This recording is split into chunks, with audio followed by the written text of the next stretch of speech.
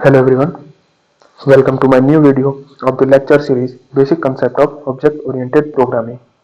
In our previous videos, we have discussed classes, objects, data abstraction, data encapsulation. In this video, we will talk about inheritance in object-oriented programming. तो सबसे पहले बात करते हैं inheritance की definition की. It is a process of creating a class from existing class.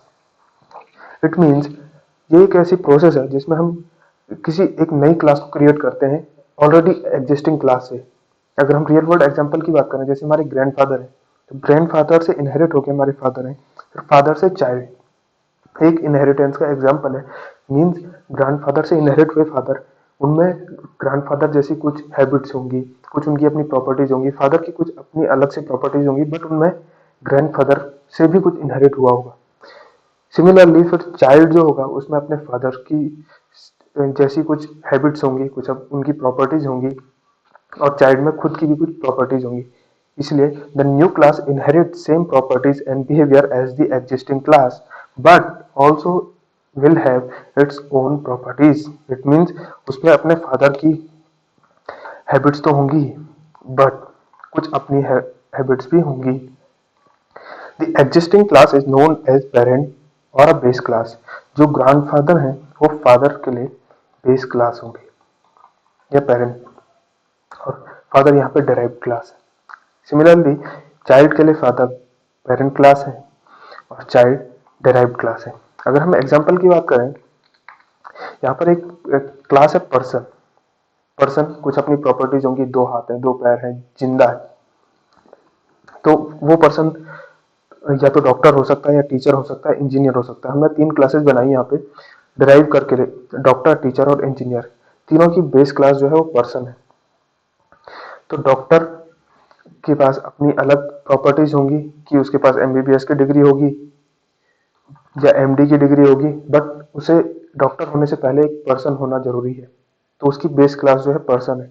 Similarly teacher होने के लिए हमारे पास अपनी प्रॉपर्टीज होंगी. हम पीएचडी, हमने हमारी क्वालिफिकेशन पीएचडी है, हम स्कूल में पढ़ाते हैं या यूनिवर्सिटी में पढ़ाते हैं, बट उसे एक पर्सन होना जरूरी है जो कि उसकी बेस क्लास है.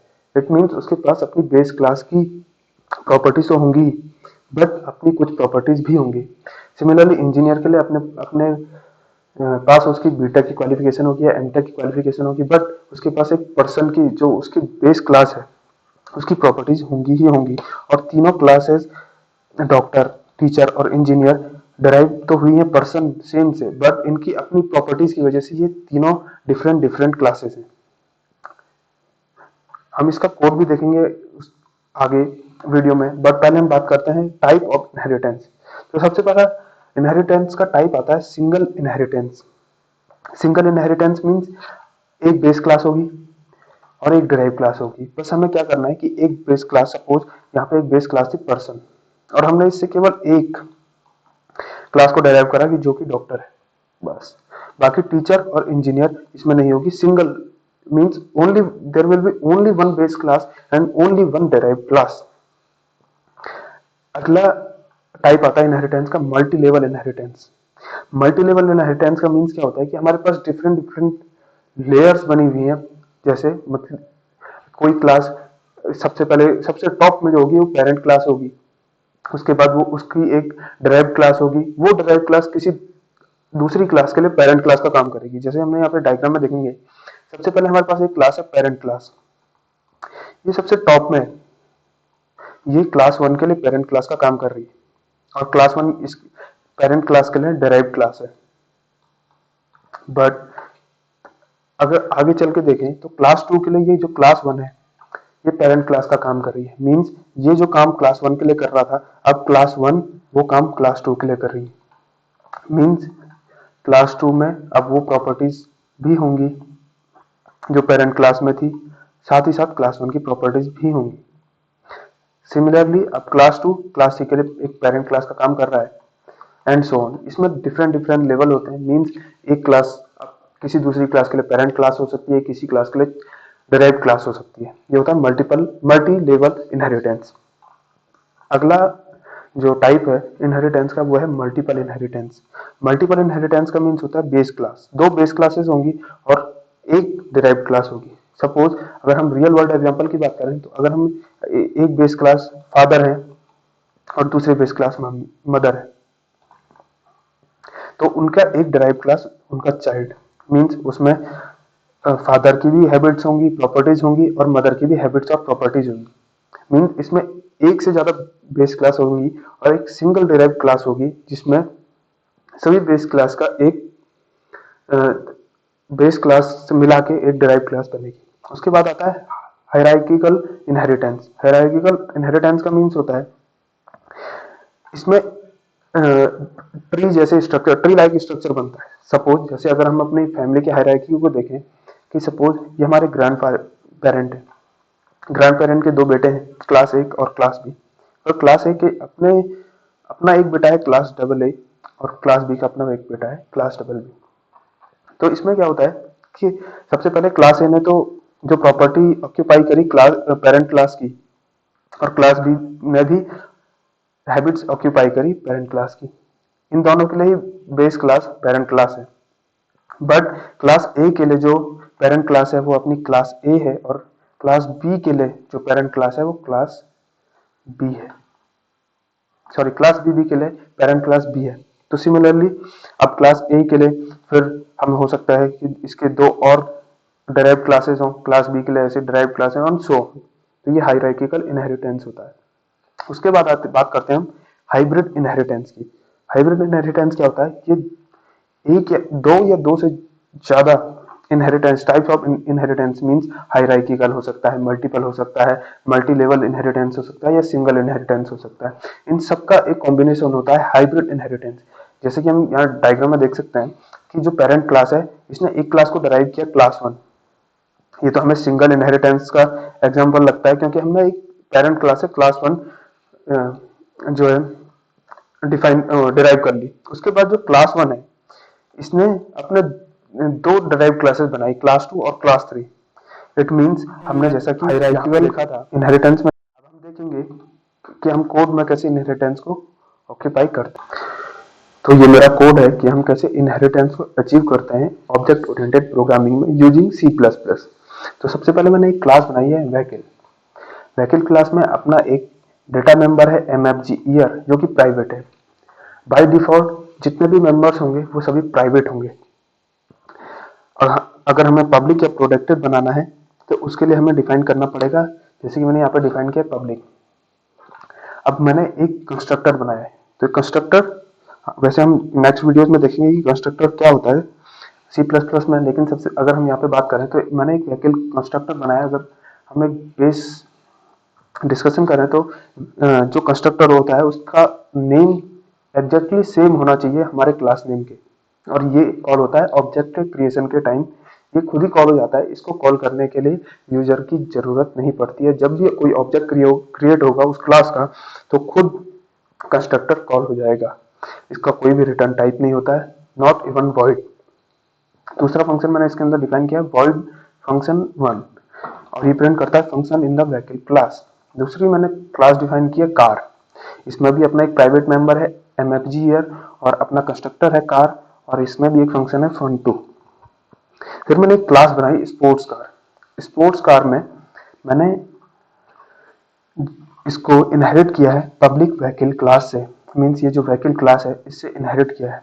और अगर हम एक से ज्यादा क्लासेस से अगर किसी क्लास को इनहेरिट कर रहे हैं तो कॉमा करके हमें दूसरी क्लास का नाम देना है। जैसे मैंने कार को इनहेरिट किया है, कार से इनहेरिट किया है स्पोर्ट कार को, तो दो क्लासेस व्हीकल और कार से मैंने स्पोर्ट कार को इनहेरिट किया।